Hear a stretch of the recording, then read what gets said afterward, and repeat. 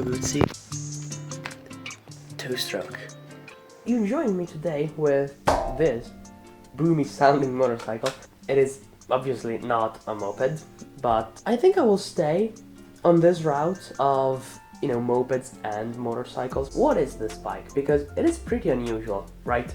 If you know Moto Guzzis, you think of like a big, well, not necessarily big, but a 4-stroke longitudinally mounted V-twin, air-cooled, shaft drive, really clunky gearbox. This bike is none of those things. This bike is still a twin, but it is a parallel twin and more conventionally mounted in the frame. It is a 2-stroke, which is also very unusual for Moto Guzzis. So back in the day, in the 70s, 2-strokes were big, like they were very popular. Benelli decided to enter that part of the market with a bike called the 250-2C, and they were selling pretty well. They also started selling those under the motobi brand, and they were evolving those bikes pretty quickly. In about 5 years, they went from front drum brake, points ignition, and cast iron cylinders to a disc front brake, electronic ignition, and aluminium cylinders. And after they did all those upgrades, they also started selling those bikes under the Moto Guzzi brand, which I think those brands were related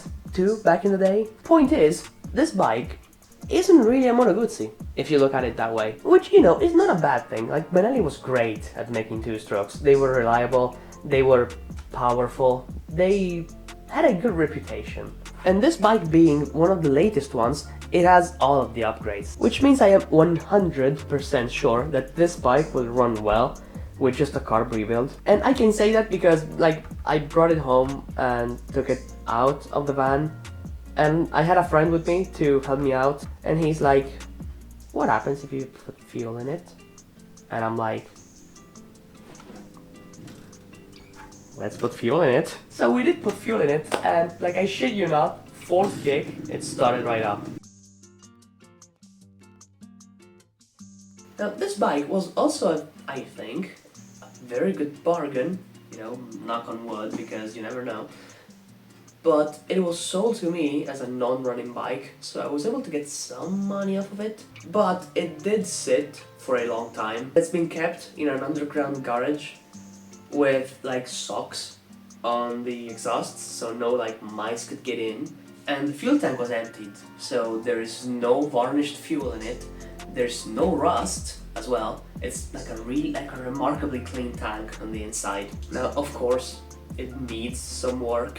It's not, a perfect bike that I just kicked over and I can bring it to the inspection place and get it insured immediately and just start riding it. It's still sat for at least 10 years. The front brake is currently non-existent, and I think at some point the cylinders have been off because there is some sealant poking from between the the crankcase and the cylinders, which I hate. There's gaskets for it. At some point the cylinders will come off. I will change all the gaskets on them and maybe clear the carbon out of the exhaust ports. And I'm also planning on doing some mods to it. Some power mods.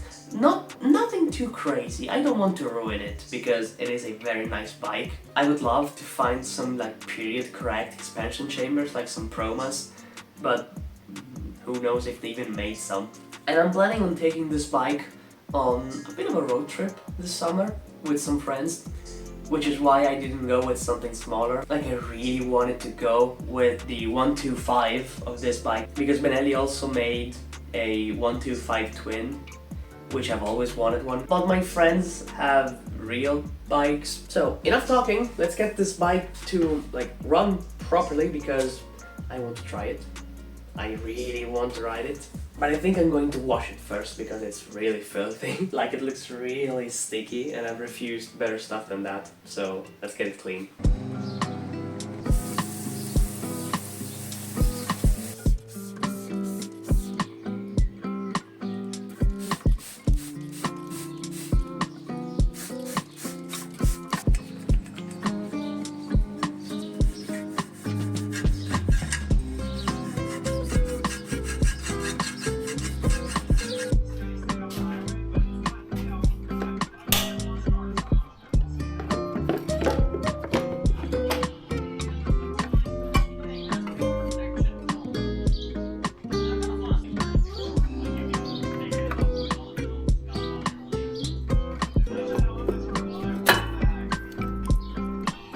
one VHB 25.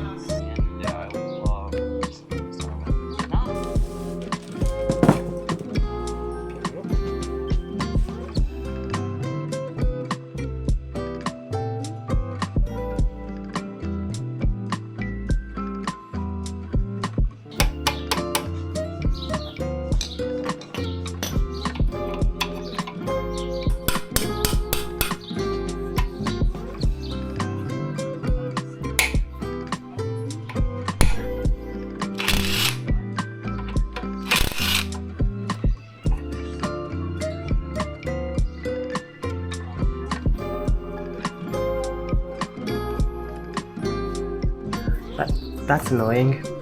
So the ignition switch here doesn't have like a way of opening it to take it out, and the cables run through the handlebar. So I'm not sure how to attack this. Like completely pulling the cables out. Yeah, easy. So cables can go through the slit right here. Maybe I pry it open with a... Man, if I kind of pry this a little bit... Oh, I'm so smart. Look at that. Look at that.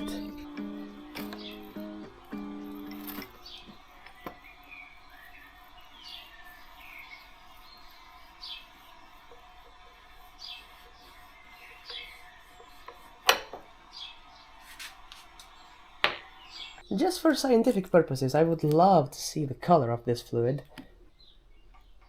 No, it's not so bad. I take it back. Oh, it's so slimy in here. Now, as you can see, this master cylinder is very stuck. So what I'm going to do is, first of all, put it in the ultrasonic. Hopefully it will, like, unclog some of the crap. And while I'm at it, I'm also putting the brake caliper in the ultrasonic.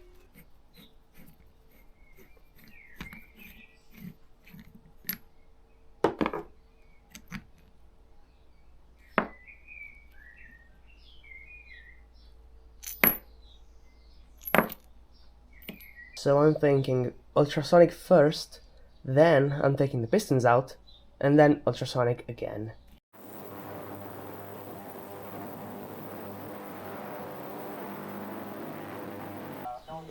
Okay, so we've now moved to brakes because I was waiting for carb parts, like gaskets and O-rings.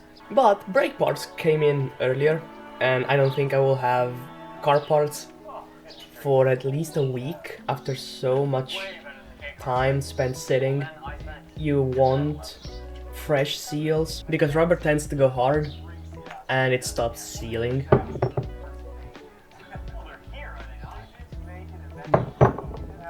It's still rubbery. It would have probably sealed a little bit, but you know, with brakes, yo, look at this. Well, I think these seals were perfectly good, but I'm not taking any chances because it's brakes. I don't want to die. Okay, new seals in here. I also got a new bleeder cap.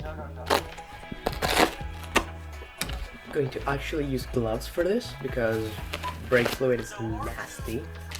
These should be genuine Brembo parts, and the seals are already like pre-lubed, I think, with brake fluid. Now, before putting the pistons back in, you can see they are kind of varnished and there's some rust on the sides.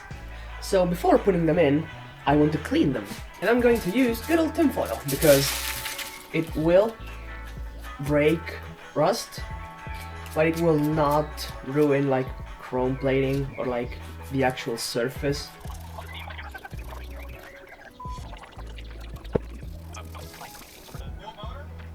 I think it turned out pretty well. The back also cleaned up a bit from the varnish.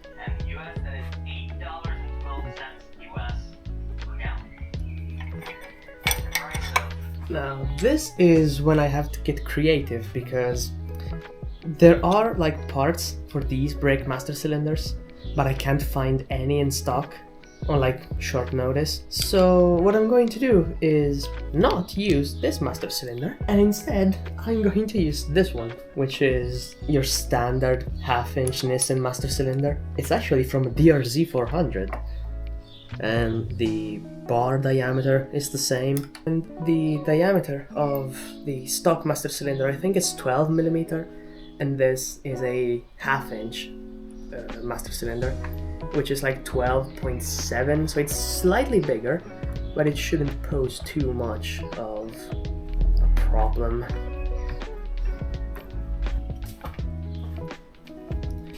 Using a 12mm wrench on an Italian bike feels so wrong. You know what, it doesn't look bad. It doesn't look too out of place. Okay, let's bleed it.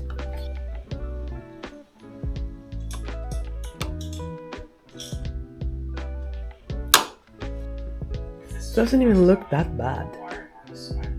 Unfortunately, I have to cut the video here because I'm still waiting on carburetor parts. I can't ride it without those because it's missing fuel. But stuff has been done, progress has been made, and I'm happy with how like all of the bike is coming along. I've also changed the tires. I didn't really record that, just made a time lapse. So yeah, if you liked this video, let me know. Maybe write me a comment, like, subscribe, all those things. I hope you like the new Guzzi here. I sure do.